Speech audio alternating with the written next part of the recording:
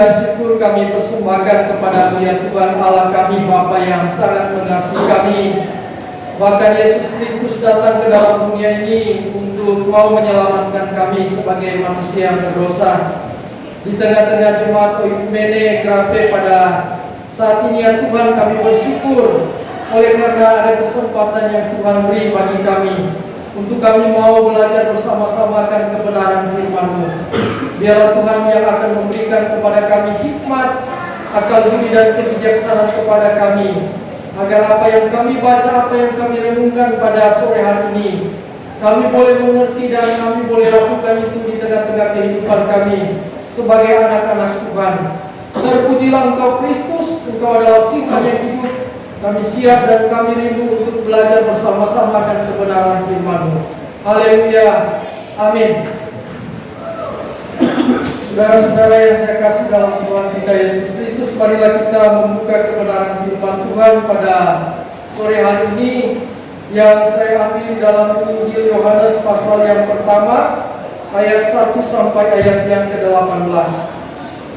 Di dalam kitab Injil Yohanes pasal yang pertama ayat 1 sampai ayat yang ke-18. Kalau sudah dapat saya akan bacakan untuk kita sekalian. Firman Tuhan berbunyi demikian. Pada mulanya adalah firman. Firman itu bersama-sama dengan Allah, dan firman itu adalah Allah. Ia pada mulanya bersama-sama dengan Allah. Segala sesuatu dijadikan oleh Dia, dan tanpa Dia tidak ada sesuatu pun yang telah jadi dari segala yang telah dijadikan. Dalam Dia ada hidup, dan hidup itu adalah terang manusia. Terang itu bercahaya di dalam kegelapan, dan kegelapan itu tidak menguasainya. Datanglah seorang yang diutus Allah, namanya Yohanes. Ia datang sebagai saksi untuk memberi kesaksian tentang terang itu, supaya oleh dia semua orang menjadi percaya. Ia bukan terang itu, tetapi ia harus memberi kesaksian tentang terang itu. Terang yang sesungguhnya yang menerangi setiap orang sedang datang ke dalam dunia. Ia telah ada di dalam dunia dan dunia dijadikan olehnya, tetapi dunia tidak mengenalnya. Ia datang kepada milik kepunyaannya, tetapi orang-orang kepunyaannya itu tidak menerimanya. Tetapi semua orang yang menerimanya diberinya kuasa supaya menjadi anak-anak Allah, yaitu mereka yang percaya dalam namanya. Orang-orang yang diperanakan bukan dari darah atau dari daging, bukan pula secara jasmani oleh keinginan seorang laki-laki, melainkan dari Allah. Firman itu telah menjadi manusia dan diam di antara kita, dan kita telah melihat kemuliaannya, yaitu kemuliaan yang diberikan kepadanya sebagai anak tunggal Bapa, penuh kasih karunia dan kebenaran. Yohanes memberi kesaksian tentang Dia dan berseru, katanya, inilah Dia yang kumaksudkan ketika aku berkata, kemudian daripadaku akan datang Dia yang telah mendahului aku, sebab Dia telah ada sebelum aku, karena dari kepenuhannya kita semua telah menerima kasih karunia demi kasih karunia. Sebab hukum Taurat diberikan oleh Musa, tetapi kasih karunia dan kebenaran datang oleh Yesus Kristus. Tidak seorang pun yang pernah melihat Allah, tetapi anak tunggal Allah yang ada di pangkuan Bapa, Dialah yang menyatakannya. Demikian jauh kebenaran firman Tuhan. Berbahagialah kita yang mendengar dan melakukan kebenaran firman Tuhan di dalam kehidupan kita sebagai orang-orang yang percaya kepada Tuhan. Saudara-saudara yang saya kasih dalam Tuhan kita Yesus Kristus, kita tahu bahwa kita akan meninggalkan tahun 2021 ini, dan kita tahu bahwa kita masih boleh dikatakan masih merayakan kelahiran Yesus Kristus sebagai Tuhan dan Juru Selamat kita secara pribadi. Tema saya pada sore hari ini yaitu Natal, mengenali bahwa Yesus Kristus itu adalah firman Allah yang hidup. Jadi Natal menggenapi bahwa Yesus Kristus firman Allah yang hidup. Jadi kalau seandainya Yesus Kristus itu tidak dilahirkan, atau Allah itu tidak menjadi manusia, maka sekarang pun kita masih menggunakan hukum Taurat, boleh dikatakan seperti itu. Dan masih kita menunggu tentang Mesias yang akan dijanjikan atau juru selamat yang dijanjikan. Dan mungkin kita berpikir, saudara-saudara, bagaimana Allah yang begitu besar itu bisa menjadi manusia dan masuk ke dalam dunia ini. Nah, kita tahu bahwa dunia ini diciptakan oleh Allah, diciptakan oleh Yesus, karena dia adalah firman Allah. Nah, bagaimana Allah yang besar, Allah yang menciptakan bumi ini, kok dia bisa masuk ke dalam dunia ini? Kalau dia besar, ya kan? Kalau kita tahu bahwa planet atau bumi ini termasuk planet yang paling terkecil di antara planet-planet menurut para ahli. Nah, bagaimana Allah yang menciptakan bumi yang sangat kecil bagi dia, lalu dia bisa masuk? Nah, kita tahu bahwa Allah itu adalah roh. Nah, bagaimana supaya dia bisa masuk ke dalam dunia ini? Tentunya dia harus menjadi manusia, supaya manusia bisa melihat keberadaan Allah dan tahu tentang Allah. Nah, oleh sebab itu, saudara-saudara yang saya kasih dalam Tuhan Yesus Kristus, Allah bernubuat kepada nabi-nabi terlebih dahulu bahwa dia akan datang ke dalam dunia ini. Dia sudah berbicara kepada nabi-nabi, dia beritahu kepada nabi-nabi, dan nabi-nabi itu sampaikan kepada umat pilihan Allah atau bangsa Israel. Karena bangsa Israel ini akan dipergunakan Allah untuk menjadi berkat bagi bangsa-bangsa. Tetapi ketika Yesus sudah datang, ternyata mereka menolak Mesias yang dijanjikan oleh Allah kepada mereka. Nah, oleh sebab itu, saudara-saudara, akhirnya kita bisa merayakan bagaimana Allah itu bisa menjadi manusia. Nah, oleh sebab itu, saudara-saudara, pertanyaan bagi kita adalah, mengapa Yesus Kristus itu firman Allah yang hidup? Nah, kita tahu bahwa kalau kita baca di dalam kitab 1 Yohanes mengatakan bahwa apa yang kami lihat, apa yang kami dengar, apa yang kami raba, dialah firman yang hidup. Artinya apa, saudara-saudara? Bahwa nabi-nabi sudah berbicara kepada bangsa Israel bahwa Allah akan menjadi manusia, Allah akan menjelma menjadi manusia. Nah, perkataan daripada Allah itu dan terwujud pada waktu itu bahwa Yesus Kristus Allah itu menjadi manusia. Nah, yang pertama di dalam ayat yang pertama di sini dikatakan, pada mulanya adalah firman. Firman itu bersama-sama dengan Allah, dan firman itu adalah Allah. Jadi mengapa Yesus firman Allah yang hidup? Yang pertama adalah karena firman itu adalah Allah. Jadi firman itu adalah Allah. Perkataan Allah itu terwujud melalui Yesus Kristus. Kedatangan Yesus Kristus ke dalam dunia ini, dia adalah firman Allah. Nah, apa bukti Yesus Kristus adalah firman Allah dan firman Allah itu adalah Allah? Nah, di dalam ayat yang kedua di sini dikatakan, ia pada mulanya bersama-sama dengan Allah. Berarti terbukti bahwa Yesus Kristus itu adalah kekal. Kenapa Yesus Kristus adalah kekal? Karena Yohanes mengatakan di dalam ayat yang kedua, bahkan di dalam ayat yang pertama, di situ dikatakan pada mulanya, awal daripada mulanya adalah firman. Nah, siapa itu firman itu? Firman itu adalah Allah. Nah, siapa itu? Firman itu adalah Yesus Kristus. Dia mulanya adalah Allah. Dia pada mulanya sudah ada. Dan dikatakan di dalam ayat yang kedua bahwa ia pada mulanya bersama-sama dengan Allah. Jadi kalau firman itu adalah Allah dan firman itu adalah Yesus Kristus, dan dia sudah ada dari kekal sampai kepada kekekalan. Jadi Yesus Kristus bukan ada nanti 2000 tahun yang lalu. Dia sudah ada daripada mulanya. Bahkan nabi-nabi juga berfirman, nabi-nabi bernubuat di dalam Mika 5 ayat 2. Yang permulaannya sudah sejak purbakala, sejak dahulu kala. Itulah Yesus Kristus. Seringkali anak-anak sekolah minggu menghafalkan bagian firman Tuhan ini. Bahkan Rasul Paulus juga mengatakan di dalam Kolose 1 ayat 17, terlebih dahulu dari segala sesuatu. Segala sesuatu ini ada dari Yesus Kristus, sudah ada sebelum segala sesuatu ini ada. Bahkan Yesaya juga mengatakan Bapa yang kekal, Raja damai, yang itu menunjukkan kepada Yesus Kristus. Kenapa? Yesus Kristus mengatakan di dalam Yohanes 10 ayat 13 bahwa aku dan Bapa adalah satu. Berarti sama, setara. Sama antara Yesus dan Bapa. Dia sudah katakan. Karena itu orang-orang Israel itu mengerti. Kenapa Yesus Kristus mengatakan Aku dan Bapa itu adalah satu, sama. Jadi kalau menyangkut Yesus Kristus berarti kita berbicara tentang Allah Bapa. Kalau kita berbicara tentang Allah Bapa berarti kita berbicara tentang Yesus Kristus. Kalau kita berbicara tentang Yesus Kristus berarti kita berbicara tentang Roh Kudus. Nah, itulah yang kita percaya mengenai Tritunggal.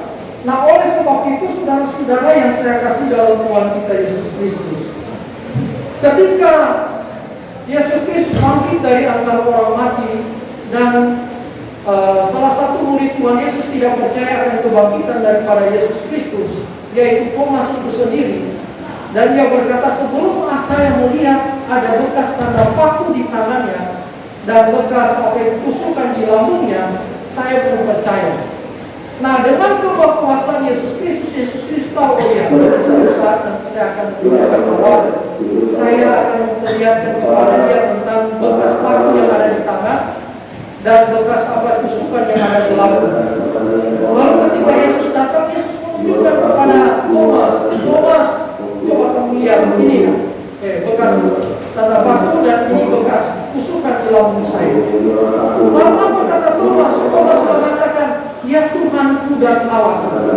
Artinya apa? Bahwa saudara-saudara, bahwa Thomas, murid-murid Tuhan Yesus mengakui bahwa dia adalah Tuhan. Dia adalah Allah. Dia sudah ada dari kekal sampai kepada kekekalan. Yesus tidak melarang dia bahwa saya bukan Tuhan, saya bukan Allah.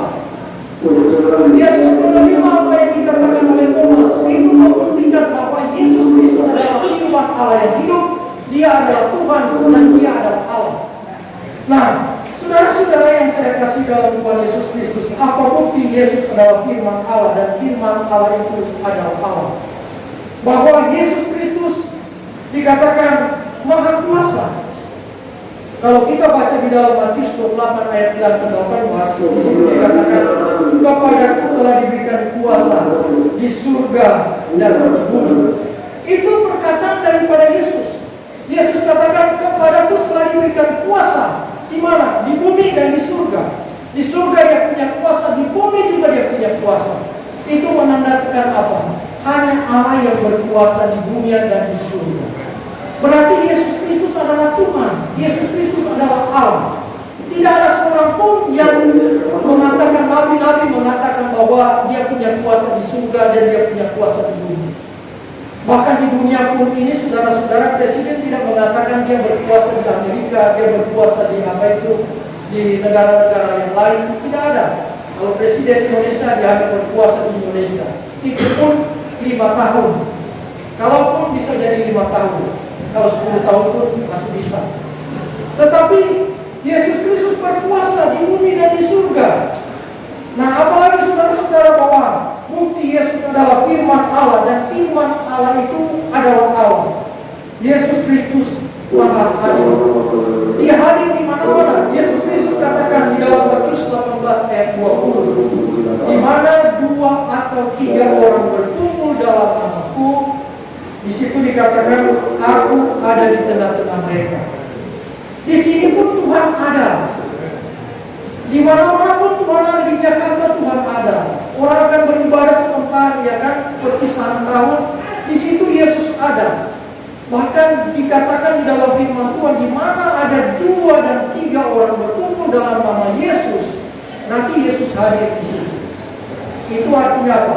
Dia Maha hadir.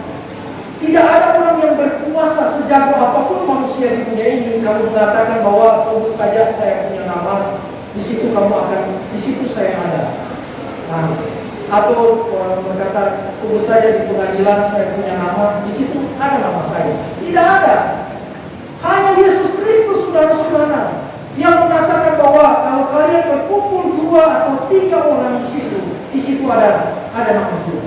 Apalagi kita di sini sudah berapa orang, ya kan? Di sini ada nama Yesus.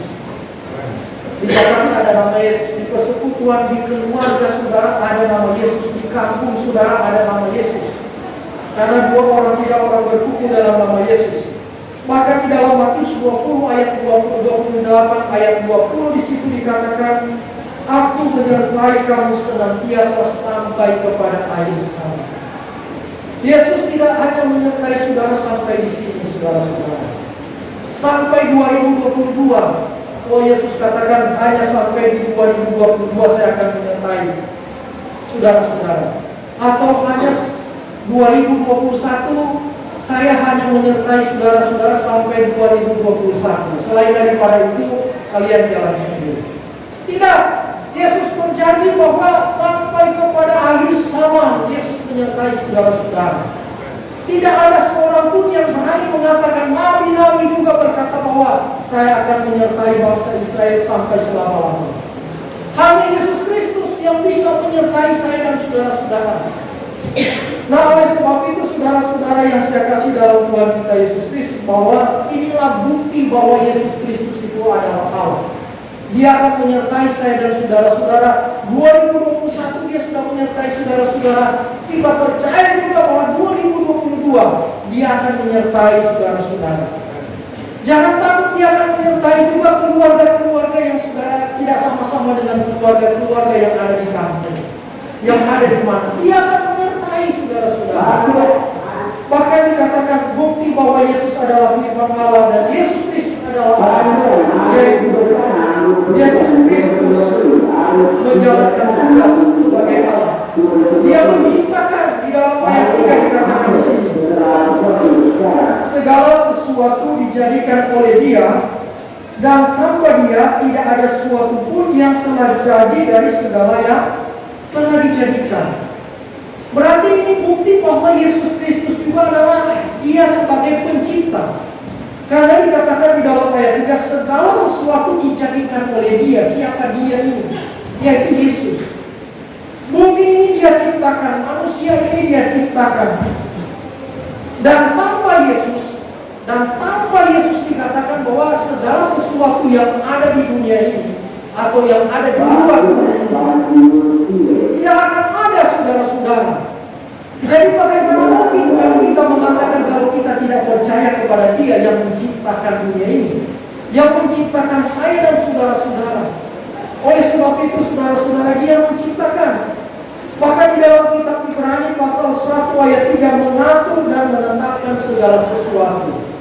Di dalam Markus 2 ayat 10, Dia mengampuni dosa. Dikatakan bahwa Anak Manusia berkuasa mengampuni dosa. Yesus berkuasa mengampuni dosa. Hanya Anak Manusia, hanya Yesus Kristus yang bisa mengampuni dosa kita. Bahkan dikatakan di dalam Yohanes 6 ayat 39 sampai 54, Dia membangkitkan orang mati. Yesus berkata, akan kubangkitkan pada akhir zaman. Bahwa Dia adalah kebangkitan dan hidup. Jadi tanpa Yesus, Dia adalah Allah. Kalau kita mati sama dengan apa itu? Sama dengan ayam. Karena sekarang ini banyak orang potong ayam, ya kan? Banyak orang potong sapi, banyak orang potong babi juga. Saya dengar ada teman saya di Malaysia, dia potong babi sudah 10 ekor, harus 1 orang itu. Jadi kalau tanpa Yesus, tanpa kebangkitan orang mati, tanpa Yesus membangkitkan orang mati, kita mati sama seperti apa? Sama seperti binatang, sudah harus habis. Tetapi ingat, Alkitab mengatakan bahwa ada kebangkitan orang mati. Yang percaya kepada Kristus akan dibangkitkan, saudara-saudara. Lalu dibangkitkan untuk apa? Untuk kita bersama-sama dengan Dia di atas di awan-awan, dan Dia akan menyongsong kita, lalu Dia akan membawa kita ke surga. Tapi bagi mereka yang tidak percaya kepada Yesus Kristus sebagai Tuhan dan Juru Selamat, mereka memang mengalami kebangkitan, tetapi apa? Mereka akan dihukum, masukkan di dalam lautan api yang menyala-nyala. Mungkin di dunia ini kita merasa bahwa kita sedang dihukum, ya kan? Bahwa kita berada di tempat ini. Tetapi ketika saudara percaya menerima Kristus sebagai Tuhan dan Juru Selamat, apapun yang saudara lakukan, Yesus mengampuni dosa saudara-saudara. Dan satu nanti kalau kita akan mati dan kita akan dibangkitkan, kita tidak akan dihukum oleh Tuhan. Mungkin bagi mereka yang tidak melakukan sesuatu apapun tanpa percaya kepada Kristus, mungkin di dunia ini mereka tidak mendapatkan hukuman. Tetapi di akhirat nanti, di akhir zaman nanti, kebangkitan orang-orang mati, di mana mereka akan menerima hukuman yang kekal. Tetapi bagi kita akan diberikan oleh Allah, diberikan hidup yang kekal oleh Tuhan. Nah, saudara-saudara, karena itu Yesus mengatakan bahwa Dia akan menghukum juga manusia di dalam Yohanes 5 ayat 22. Dan Dia akan memberikan hidup yang kekal kepada kita di dalam Yohanes 10 ayat 28. Aku memberikan hidup yang kekal kepada mereka. Kepada kita sebagai orang yang percaya, Dia memberikan hidup yang kekal kepada kita. Artinya apa? Kita masuk surga, hidup selama-lamanya. Hidup yang kekal bagi mereka yang tidak percaya kepada Kristus, artinya apa, saudara-saudara? Hidup yang kekal di neraka untuk selama-lamanya. Oleh sebab itu kita bersyukur karena kita percaya bahwa Yesus Kristus adalah Allah. Nah, yang kedua, saudara-saudara, mengapa Yesus firman Allah yang hidup? Yang kedua di dalam ayat 14. Di dalam ayat yang ke-14 di sini dikatakan, firman itu telah menjadi manusia dan diam di antara kita, dan kita telah melihat kemuliaannya, yaitu kemuliaan yang diberikan kepadanya sebagai anak tunggal Bapa, penuh kasih karunia dan kebenaran. Jadi firman itu adalah Allah, dan sekarang dikatakan firman itu telah menjadi manusia. Kisahnya Allah itu bisa menjadi manusia. Itulah kemahakuasaan.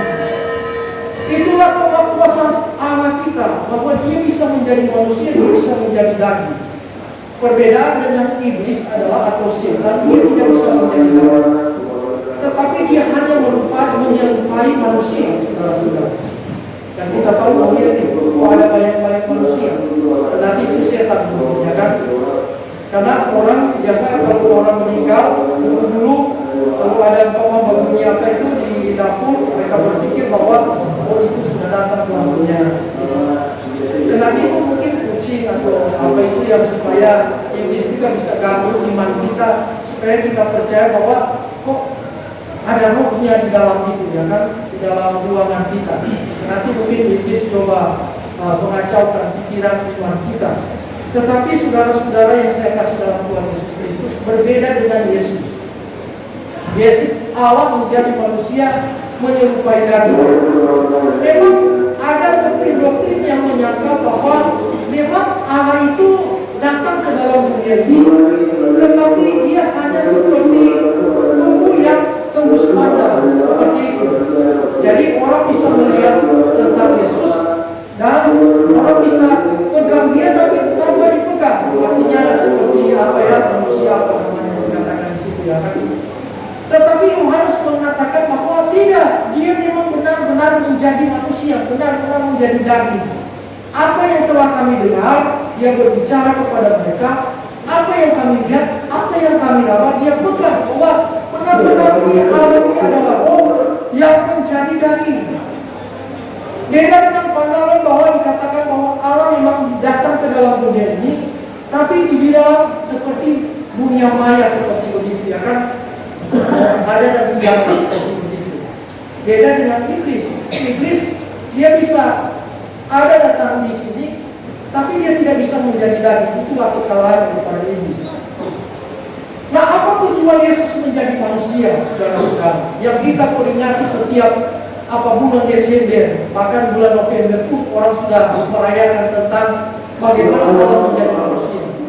Dan pada bulan Januari juga pun masih ada orang yang masih merayakan tentang kelahiran Yesus Kristus atau Allah menjadi manusia. Apa tujuan Allah menjadi manusia? Nah, dikatakan di dalam ayat yang ke-10 di dalam bagian pembacaan kita bahwa dikatakan bahwa Ia datang kepada milik kepunyaannya, bangsa Israel. Di dalam ayat 10 dikatakan Ia telah ada di dalam dunia dan dunia dijadikan olehnya, tetapi dunia tidak mengenalnya. Ia datang kepada milik kepunyaannya, tetapi orang-orang kepunyaannya itu tidak menerimanya. Nah, Dia datang kepada bangsa Israel karena memang bangsa Israel adalah umat pilihan Allah, di mana bangsa Israel ini dikuduskan, disucikan oleh Allah. Dengan cara apa? Dengan ada hukum-hukum Taurat. Mereka jangan makan ini, jangan minum ini, kalau imam-imam harus berpakaian seperti ini, kalau mau menghadap Tuhan mereka harus cuci bersih-bersih, jangan berbuat dosa. Mungkin sudah 1 minggu dia di ruangan yang dikhususkan, karena kalau dia masuk di ruang Maha Kudus, kalau ada dosa, pikiran dosa apapun, dia akan masuk di situ dan dia akan meninggal. Dan orang tahu bahwa dia meninggal dalam dosa. Itu imam-imam. Tetapi saudara-saudara bangsa Israel juga tidak mau mengenal dia. Nah, di sini ada teman saya sebenarnya. Saya pakai masker, saya datang, dia sudah lupa saya. Juga mau saya kira siapa? Ternyata saya. Ya, jadi ia datang kepada milik kepunyaannya, tetapi milik kepunyaannya tidak mengenal dia. Bayangkan, dia sudah datang kepada milik kepunyaannya. Karena bangsa Israel adalah bangsa yang dipilih oleh Allah untuk menjadi berkat bagi bangsa-bangsa lain. Tetapi mereka menolak Mesias yang dijadikan. Dan tujuannya Yesus Kristus menjadi manusia untuk apa? Ia datang untuk memberikan anugerah kepada kita di dalam ayat yang ke-16 dan ayat yang ke-17. Di sini dikatakan, karena dari kepenuhannya kita semua telah menerima kasih karunia demi kasih karunia. Sebab hukum Taurat diberikan oleh Musa, tetapi kasih karunia dan kebenaran datang oleh Yesus Kristus. Jadi Yesus Kristus datang ke dalam dunia ini untuk memberikan kasih karunia kepada semua manusia. Keselamatan itu adalah anugerah Tuhan, bukan karena melakukan hukum Taurat. Karena kalau melakukan hukum Taurat bagi bangsa Israel itu sangat berat sekali. Satu saja yang mereka tidak bisa laksanakan, itu batal bagi semua ratusan hukum-hukum yang ada. Coba kalau kita baca di dalam firman Tuhan, ada seorang kaya yang baik hati, ya kan? Lalu dia bertanya kepada Yesus Kristus, Guru, bagaimana supaya saya ini bisa memiliki hidup yang kekal? Guru yang baik, bagaimana saya bisa memiliki hidup yang kekal? Tuhan katakan, apa yang kamu sudah lakukan? Lalu Tuhan katakan, apakah kamu tidak mencuri? Dia katakan, oh tidak, saya menghormati orang tua saya menghormati Allah. Pokoknya semua hukum Taurat, yang 10 hukum Taurat itu, dia sudah katakan kepada Tuhan, saya melakukan semuanya itu. Tuhan katakan, saudara-saudara, jual hartamu dan bagikan kepada orang lain. Akhirnya apa, saudara-saudara? Dia pergi dengan sedih oleh karena banyak harta kekayaan. Itu baru satu perkataan saja. Tuhan katakan jual hartamu dan bagikan kepada orang miskin. Artinya apa? Dia tidak melakukan itu, berarti apa? Dia sudah melanggar semua hukum Taurat. Sama seperti dia sudah membunuh, sama seperti dia sudah mencuri, sama seperti dia tidak menghormati orang tua. Nah, itulah hukum Taurat. Tetapi kita bersyukur kepada Tuhan bahwa Allah menjadi manusia datang ke dalam dunia ini untuk apa? Tujuannya memberikan kasih karunia kepada kita, di mana semua orang yang percaya kepada Kristus, yang menerima Yesus Kristus sebagai Tuhan dan Juru Selamat, menerima hidup yang kekal, diberikan anugerah oleh Tuhan. Nah itu, tapi kalau hukum Taurat ya kan, kalau umpama saya berdiri di sini, kalau hukum Taurat dia harus dari keturunan orang Lewi atau Harun, ya kan, untuk menjadi imam. Harus punya bajunya itu harus satu model semuanya, harus ada kancing-kancingnya, ya kan, apa semuanya di sini. Nah itu bagi hukum Taurat. Tapi kita diberikan kasih karunia oleh Tuhan. Nah tujuan Yesus menjadi manusia dikatakan ia datang untuk mencari dan menyelamatkan yang hilang. Di dalam Lukas 19 ayat 10. Jadi dia mencari dan menyelamatkan yang hilang. Di dalam Efesus 5 ayat 12 juga dikatakan ia dapat untuk menyerahkan dirinya sebagai persembahan dan korban yang harum bagi Allah. Itulah sebabnya Yohanes mengatakan, inilah anak domba Allah yang menghapus dosa dunia. Dia menghapus dosa saudara-saudara, dia menghapus dosa saya. Dia tidak perhitungkan lagi dosa-dosa pelanggaran kita. Memang di dunia ini kita ada pelanggaran, tetapi di hadapan Tuhan ketika kita mengaku dosa kita seperti di dalam liturgi kita, marilah kita mengaku dosa kita di hadapan Tuhan. Ya kan? Berarti dosa kita di hadapan Tuhan, ketika kita mengaku di hadapan Tuhan, Tuhan saya orang berdosa. Saya melakukan kesalahan di hadapan Tuhan. Saya mau menerima Engkau sebagai Tuhan dan Juru Selamat. bahwa engkau mati di kayu salib untuk pengampunan dosa bagi saya. Nah, oleh sebab itu saudara-saudara, dia sebagai korban persembahan dan dikatakan korban yang harum bagi Allah. Bukan dia sebagai korban yang harum bagi Allah. Ada bangsa Israel, saudara-saudara, kalau mereka melakukan kejahatan, yang dibawa itu adalah kalau orang susah ada burung terkukur, kalau yang kelas menengah dibawa domba dan kambing, lalu kalau dia kalau dia orang kaya dia harus membawa lembu dan atau sapi, saudara-saudara. Nah, itu setiap tahun yang mereka lakukan. Nah, kalau setiap tahun mereka lakukan seperti itu, berbuat dosa, bawa lagi kambing, bawa lagi domba, bawa lagi lembu, bawa lagi sapi, bawa lagi susu. Nah, kalau kita masih hukum Taurat seperti sekarang, ya kan? Nah, lalu kita mungkin masih di gereja Tuhan Pakai. Lalu umpama saya dari Kalkubula, gereja saya ada di BTN Mutiara, lalu saya bawa kambing atau domba, ya kan? Orang pasti sudah tahu pasti di bawah ini melakukan kejahatan atau melakukan dosa. Orang sudah tahu. Nah, begitu bangsa Israel, apalagi kalau dia orang kaya, ya kan? Bawa kambing, dia bawa lembu, sapi. Nah, kalau sapi itu setengah mati mau dibawa, ya kan, kalau jauh perjalanannya. Itulah sebabnya mengapa Tuhan marah. Dia katakan ini adalah rumah doaku. Karena bayangkan orang dari jauh, dari baik Allah jauh sekali bawa, sehingga imam-imam mengatakan ini ada lecet sedikit, tidak boleh dipersembahkan kepada Allah. Atau ini ada makado sedikit atau luka sedikit, ya kan, karena di jalan tidak boleh dipersembahkan kepada Allah. Nah, saudara-saudara, sehingga imam-imam mengatakan kalau mau ada satu domba di situ, tapi harganya sekian. Nah, karena itu mereka bermain juga, ya kan, bermain harga. Karena itu Tuhan marah waktu mereka berjual kepada Allah. Tuhan marah. Ini jadi ini rumah saya. Kenapa kalian sudah jadi penyamun, ya kan? Waktu tukar buli, ya kan? Waktu tukar saja, kamu tambah 200.000. Tak tahu domba juga itu nanti dijual lagi sama orang lain, ya kan? Ada domba saya itu. Nah, itu sudah bermain di situ. Karena itu Tuhan marah. Tetapi dikatakan di dalam Lukas 19 ayat 10, tujuan Yesus datang adalah di dalam Efesus 5 ayat 2, dia adalah persembahan dan korban yang harum bagi Allah. Karena itu dia katakan dia adalah anak domba Allah yang menghapus dosa dunia. Satu kali untuk selama-lamanya. Mungkin kita berbuat kesalahan hari ini, besok kita berbuat kesalahan. Tetapi saudara-saudara, itu tidak bawa setiap hari persembahan dalam bait Allah. Nah, kita mengaku dosa di hadapan Tuhan. Kalau kita buat kesalahan hari ini, kita berdoa di hadapan Tuhan. Tuhan, saya buat kesalahan. Tuhan, saya buat kesalahan. Minta ampun. Dan juga jangan pula kita berdoa, Tuhan, saya buat kesalahan. Ya kan, ampuni saya. Tapi kita tidak mau memperbaiki, ya kan? Kalau kita juga berada di tempat ini, karena pembina-pembina rohani yang ada di tempat ini, ya mungkin hari ini, mungkin saudara mendapat remisi di bulan Desember ini. Tuhan, kalau saya keluar, ya saya sudah akan menjadi lebih baik daripada seperti yang lalu. Banyak teman-teman saya juga yang dari seperti saudara, orang-orang binaan, banyak yang jadi hamba Tuhan. Ada teman kami juga pendeta yang pelayanan di Papua, banyak orang keluar masuk di Cipinang, tapi ditangkap oleh Tuhan dan percaya kepada Yesus. Dan dia pergi ke Papua juga, saudara-saudara.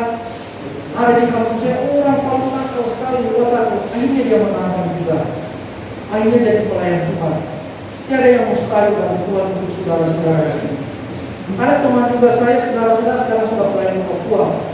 Kalau kita kebiasaan juga sering pelayanan juga di lapas Petobo. Dia percaya Yesus, menerima Yesus sebagai Tuhan dan Tuhan. Sekarang dia sudah jadi pelayan, sudah jadi hamba Tuhan di gereja baptis yang ada di Papua. Luar biasa, saudara-saudara. Tuhan pakai dia. Ketika dia keluar, dia memang betul-betul menyerahkan diri kepada Tuhan. Dia betul-betul bertobat. Nah, dia tidak kembali lagi seperti yang dulu. Akhirnya dia menjadi hamba Tuhan. Ada juga yang menjadi hamba Tuhan. Kalau ada juga yang menjadi hamba Tuhan, itu bilang juga sama pemerintah dulu. Atau kalau kita juga diberi kesempatan oleh bagian Tuhan di sini, ada pelajaran kita tentang dispensasi. Kita bisa melatih saudara-saudara di tempat ini. Nah, saudara-saudara, dia datang untuk menyerahkan dirinya sebagai persembahan dan korban yang harus bagi Allah. Ia datang juga untuk apa? Untuk mengasihi saya dan menyerahkan dirinya untuk saya. Itu yang dikatakan di dalam kitab Galatia 2 ayat 20. Ada lagunya itu. Adapun hidupku ini bukan yang aku lagi, melainkan Kristus yang hidup di dalam aku.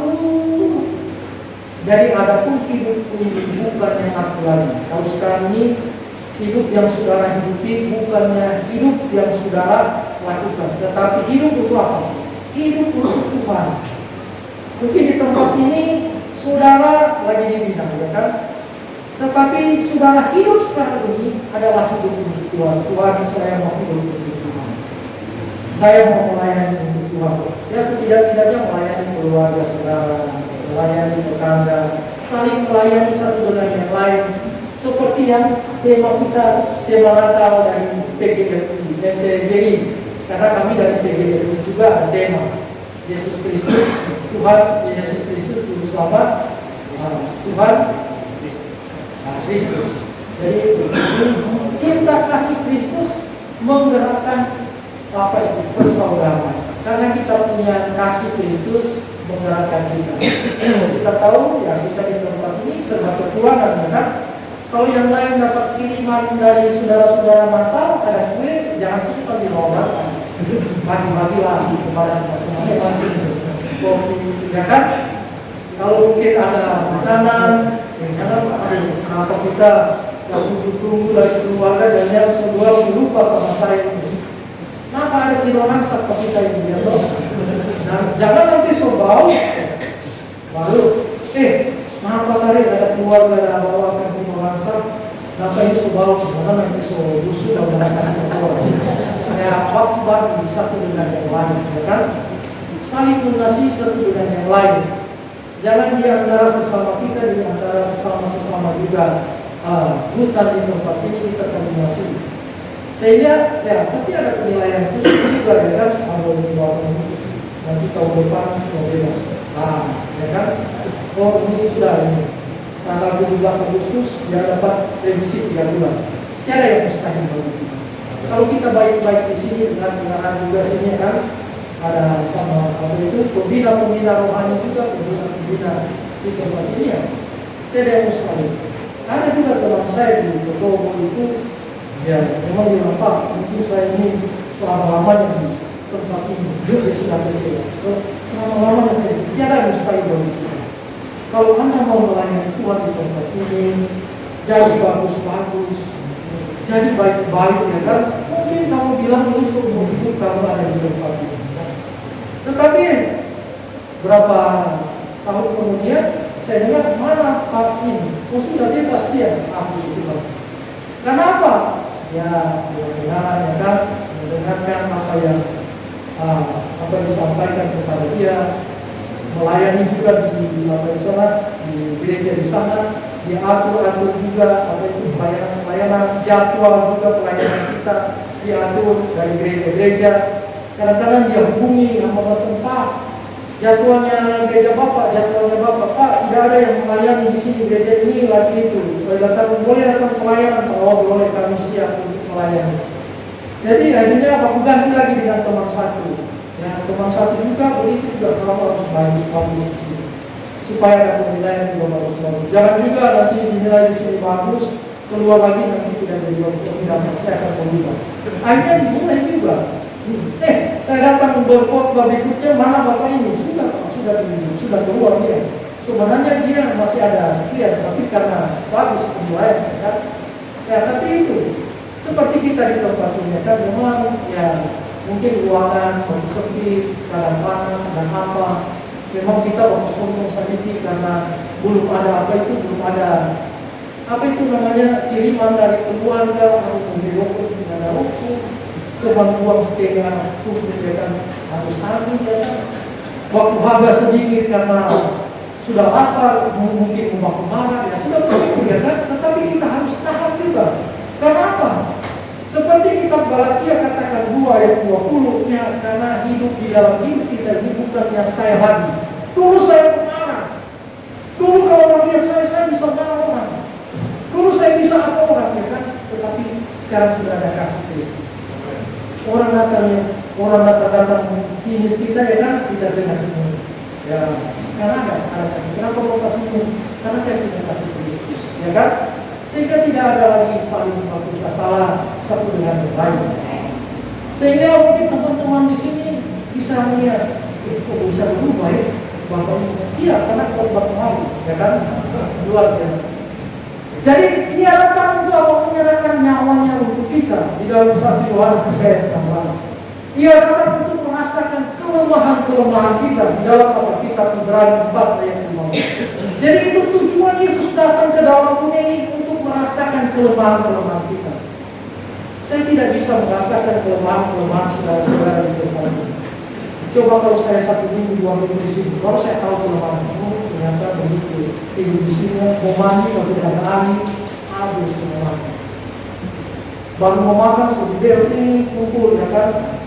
Yang tetapi demikian pula Yesus Kristus datang. Yesus Kristus dengan maha kuasa, dengan kesuciannya, dengan kekuatannya, dengan Allahnya. Jadi bagaimana dia bisa tahu bahwa ini manusia ini lemah? Yang dia datang ke dalam dunia ini supaya dia tahu dia jadi seperti manusia, sehingga dia tahu semua apa itu kelemahan-kelemahan kita. Dia menjadi manusia, dia kaya, dia menjadi miskin. Untuk apa? Supaya tahu bagaimana jadinya miskin manusia ini. Dia tahu bagaimana dia bisa tahu kelemahan-kelemahan kita. Dia jadi manusia. Oh, ternyata manusia tidak bisa untuk melakukan hukuman. Memang berat. Sama seperti kalau di sini, kalau saya seperti orang yang bebas, ya kan, kalau dikurung selama 1 minggu, 2 minggu, tidak mungkin saya akan bawakan kepada itu. Tapi karena kita sudah dikasih Kristus, dan sudah biasa seperti itu, kan. Saya juga kadang-kadang kalau kami sekolah teologi juga, memang di asrama juga itu memang ketat sekali. Jam 5 sudah bangun, ya kan, apel apa semua ini sampai jam 10 malam. Habis itu masuk lagi di luar, seperti di dalam tahanan juga saudara-saudara. Berdoa, harus apa, menulis apa semua. Ya, bayangkan kalau dia 6 tahun, 10 tahun, 7 tahun, ya kan, kami juga begitu juga di asrama, ya kan, harus punya peraturan-peraturan. Saya pikir juga di sini juga punya peraturan-peraturan juga. Dan ia datang untuk membatalkan hukum Taurat dengan segala perintah dan ketentuannya. Dengan matinya sebagai manusia, dia telah membatalkan hukum Taurat di dalam buku Efesus ayat 15. Itulah kedatangan, maksud kedatangan daripada Tuhan. Kedatangan daripada Yesus Kristus untuk membatalkan peraturan-peraturan yang kita tidak mampu untuk melakukannya. Seperti apa? Korban persembahan, korban kesalahan, korban keselamatan. Ada peraturan-peraturan, banyak peraturan-peraturan. Sunat, apalagi yang dia sudah lakukan. Sunat 8 hari, bayangkan kalau umur 8 hari dan lahir, menurut hukum Taurat, laki-laki itu harus disunat. Tidak ada yang mampu 8 hari. Begitu juga anak kita yang tua laki-laki harus dipersembahkan kepada kita. Untuk apa? Untuk dia, untuk menjadi pelayan dia. Nah, oleh sebab itu saudara-saudara yang saya kasih dalam Tuhan Yesus Kristus, Natal mengenal bahwa Yesus Kristus firman Allah yang hidup. Mengapa Yesus firman Allah yang hidup? Yang pertama, karena firman itu adalah Allah. Yang kedua adalah karena firman itu telah menjadi manusia.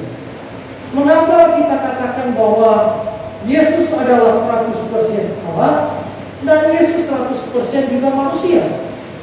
Karena dari manusianya itu sempurna, dari kealahannya dia tidak berpisah dengan Allah Bapa dan Allah Roh Kudus. Kenapa tidak dibilang 50% manusia, 100% manusia, 100% Allah? Ya, bisa jadi setengah dewa, ya kan? Nah, orang bilang jadi manusia setengah dewa, setengah Allah, setengah manusia. Tetapi Yesus Kristus adalah Allah 100% dan manusia 100%. Nah, biarlah kebenaran firman Tuhan ini boleh menjadi berkat bagi kita, boleh menjadi kekuatan bagi kita di tengah-tengah kesulitan-kesulitan yang kita hadapi, apalagi menjelang pergantian tahun, apalagi keluarga mungkin belum ada yang datang lihat sama kita karena COVID, ya kan, dibatasi, dan kita bersyukur kepada Tuhan karena Tuhan masih memberikan nafas kehidupan bagi kita. Sebentar lagi kita akan masuk di tahun 2022. Mari kita satu di dalam permintaan doa, kita berdoa untuk kebenaran firman Tuhan ini.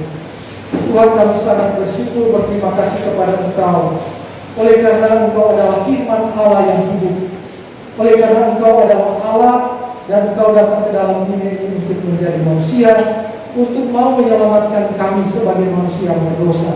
Terima kasih ya Tuhan atas kesempatan yang Tuhan beri bagi kami sehingga kami boleh mendengarkan kebenaran firman. Biarlah kebenaran firman Tuhan ini kami dapat lakukan di tengah-tengah kehidupan kami sebagai orang-orang percaya. Terpujilah Engkau Kristus, Engkau adalah firman yang hidup. Kami sudah mendengarkan kebenaran firman. Haleluya. Amin.